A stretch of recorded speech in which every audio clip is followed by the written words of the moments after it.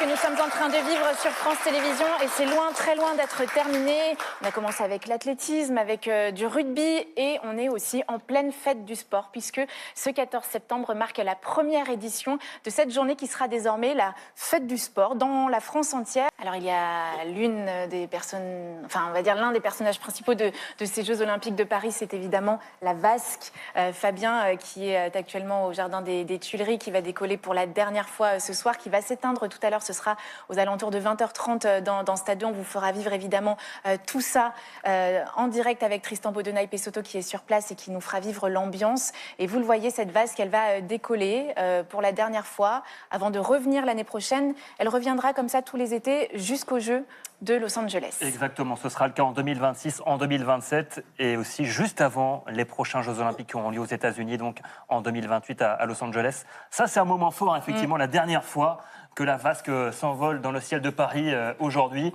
Vous avez eu l'occasion, maintenant, d'y retourner peut-être cet été, observer cette vasque qui a fait rêver tellement de personnes. Vous avez été très occupée, je crois, cet été. J'étais un petit peu occupée. Non, je suis allée la voir quand on l'a... le premier jour, on l'a remise en marche. J'avoue que j'étais très heureuse de la voir et en même temps, j'ai eu un point de tristesse en me disant donc c'est ça notre héritage. Et ça m'a un peu touchée en me disant on fait que ça. C'est-à-dire, c'est tout C'est tout, la vasque, elle est belle, elle est magnifique, ouais. Ça rend notre pays qui est beau et ça rappelle les Jeux Olympiques qui ont été magnifiques, mais en même temps, j'ai l'impression que c'est tout ce qu'on a mis en œuvre. On a juste mis quelque chose qui était très beau et non pas beaucoup d'argent pour que le sport il se fasse de partout et que tout le monde puisse en profiter. C'est le constat de beaucoup d'athlètes, ça, Manon, le fait qu'il y a une sorte de désillusion post-JO. Oui, beaucoup. Parce qu'on précise donc qu'il y a une baisse du budget prévisionnel des crédits du sport autour de 17,6% prévu pour 2026. Encore. C'est la nouvelle présidente du CNOSF, Amélie Oudéa-Castéra, a parlé même d'une trahison de l'héritage des Jeux. C'est ce que vous ressentez aussi? C'est complètement ce que je ressens, parce que quand je parle encore avec des personnes un an après, quand on parle des Jeux Olympiques, la France a réussi à faire quelque chose quand même d'extraordinaire. Les sportifs en plus ont fait briller, même les sportifs qui n'ont pas réussi, ils avaient quand même un public qui était derrière eux, qui ont profité. Tout le monde, toute la France a aimé ces Jeux Olympiques, toute la France a aimé voir du sport. Le sport féminin a été vu autrement, le sport paralympique a été vu autrement. Beaucoup d'enfants, beaucoup d'adultes ont voulu retourner au sport après ces Jeux, et en fait, des fois c'est pas possible. Parce que, et en plus de ça, on baisse tous les budgets, donc on n'aide pas. On a l'impression que la politique sportive qu'on avait mise en place, elle fait que se diminuer. Donc ça rend triste. Si vous aviez un appel à lancer ce soir au président Emmanuel Macron, ce serait lequel? Je crois que c'est un peu la crise en ce moment. Je pense que pour nous faire du bien et faire du bien à la France, il faut mettre le sport un peu plus en avant, faire en sorte que les gens se sentent bien. Et je pense que pour se sentir bien, le sport, c'est déjà un premier vecteur qui est très important. Donc aidez-nous. Et ça, c'est un signe, Cécile. La vasque qui décolle au moment même où on revit la médaille d'or de Manon Apiti-Brunet l'an passé.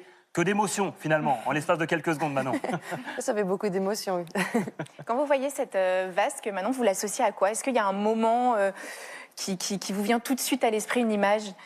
Quand elle s'est envolée la première fois. Pour la première fois, avec Teddy Riner et Marie-Josée Pérec. C'était vraiment extraordinaire. Moi, j'avoue que sur les précédentes Olympiades, j'avais pas forcément fait très attention. C'est très bizarre pour une sportive olympique, mais le moment de la flamme, je comprenais pas forcément. Et quand j'ai vu tout ce qui s'est passé à Paris, et quand je l'ai vu s'illuminer, quand j'ai vu Marie-Jo et Teddy poser le flambeau, non, la vasque, la flamme, merci, pardon. J'ai eu beaucoup d'émotions et je me suis dit, waouh, on est en train de faire quelque chose d'extraordinaire. Alors, il y a beaucoup de bonheur en revoyant toutes ces images, Manon. Est-ce qu'il y a une forme de nostalgie quelque part également? Non, ça va. J'étais pas nostalgique parce que... en tout cas, quand je vois mes images de moi sur la piste, j'arrive à me dire que c'était extraordinaire. C'était un des plus beaux jours de ma vie. Et je suis très heureuse de l'avoir vécu, donc j'ai pas envie de me dire « Oh, c'est dommage, c'est fini », parce que j'ai eu la chance de le vivre, donc j'en souris encore. Le 28 juin dernier, vous avez donné naissance à votre premier enfant, un petit garçon qui s'appelle Orisha. C'était le défi après cette médaille d'or. J'imagine que ça fait aussi partie des plus beaux jours de votre vie. Ça a été un vrai challenge aussi pour vous de réussir à garder un équilibre entre votre vie de femme enceinte et de sportive. Comment tout ça s'est passé? Comment vous vous sentez aujourd'hui? Je me sens très bien et c'était un challenge de pouvoir faire du sport enceinte, certes, mais en fait j'ai eu la chance d'être très bien accompagnée et faire du sport pendant toute ma grossesse, ça a été vraiment quelque chose qui m'a permis de me sentir bien. Oui, c'est la fête du sport et ils ont honoré justement cette fête du sport aujourd'hui. 2 immenses champions français. Et voilà, il y a eu normalement avantage à Tony Estanguet parce qu'il a fait 2 fois demi-tour. Il se serait imposé. Voilà. Il s'est fait plaisir. Il s'est fait plaisir et on voit que voilà, il a toujours la condition, mais on n'en doutait pas. Nico, on va retourner Jardin des Tuileries pour retrouver Tristan Bodonay-Pessotto qui est avec forcément des spectateurs qui sont là observer pour la dernière fois la vasque cet été à Paris. Et oui, Fabien, la vasque olympique qui s'est élevée une dernière fois dans le ciel parisien aux alentours de 19h15. Elle s'est élevée alors que les conditions météo ne sont pas favorables, mais clin d'œil du destin, eh bien, un rayon de soleil est arrivé au même moment. Vous le voyez peut-être pas, il a un petit peu disparu, mais il y avait un arc-en-ciel derrière nous dans le jardin des Tuileries avec un bon nombre de spectateurs qui sont venus le voir une dernière fois. Environ 200-300 spectateurs qui ont pu profiter de cette élévation de la vasque une dernière fois, on l'a dit, dans un rayon avec un rayon de soleil magnifique. Et cette vasque, on la reverra désormais en juin 2026. C'est la dernière fois qu'elle était dans l'air, dans le soleil et dans le ciel parisien, Fabien. Vous avez aimé, Cécile, ce petit arc-en-ciel? J'adore.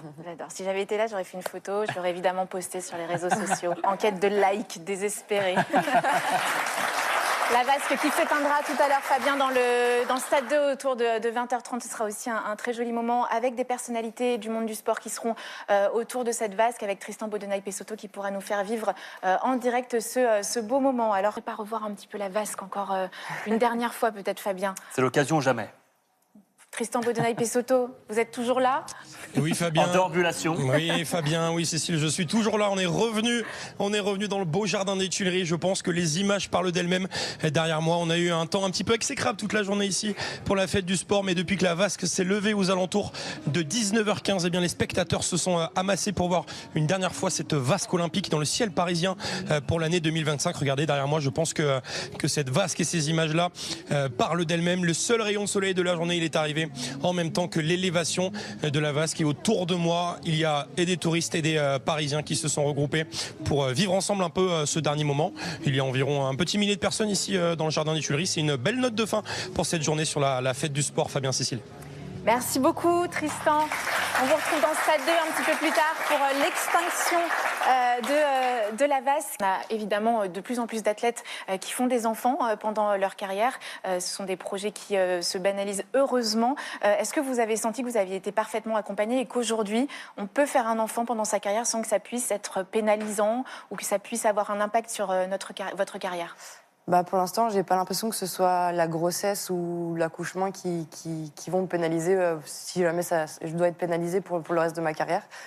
Tout s'est très bien passé et finalement, ça m'a même permis pendant 1 an de souffler, d'avoir envie de retourner à la compétition et de retrouver le plaisir de faire du sport, de refaire mon sport. Donc je suis très motivée. Plus compliqué, c'est que j'ai perdu tous mes points, donc il faut que je repasse par la case départ. Mais maintenant, je suis motivée et je pense que le plus dur pour l'instant, ça va être d'apprendre à gérer un quotidien avec un enfant. Donc, mais j'ai quelques copines qui me donnent des conseils et j'ai même Athéda qui parfois garde le petit bébé, alors la fille de Clarisse Agbenienou. Et on souligne, Maniam également, on l'a souligné toute la journée, les bienfaits du sport sur la santé, aussi bien physiologiquement que psychologiquement. Ça, c'est hyper important. Tout à fait. Moi, j'avais cru même pendant ces dernières Olympiades à faire beaucoup de sport, à avoir un entraînement très difficile, que j'aimais plus le sport ou que ça me faisait du mal. Mais finalement, quand je me suis arrêtée quelques mois et que j'ai repris le sport, en étant enceinte en plus, je me suis dit, mais sans ça, en fait, j'exploserais, je serais malheureuse et ça m'apporte vraiment beaucoup de bonheur, tout simplement. Merci beaucoup d'être venu sur le plateau de la fête du sport. Merci Manon Appetit-Brunet. Merci Nicolas G, vous restez avec moi pour Stade 2. On se retrouve vers 20h05 sur France 3 avec Romain Vico et Sophia Nounia qui sont nos invités. Merci Fabien. Avec plaisir, Merci d'avoir passé l'après-midi avec moi. On vous souhaite une très bonne soirée. Tout de suite, c'est le journal de Laurent Delahousse. Et à tout de suite sur France 3 pour Stade 2. Ciao.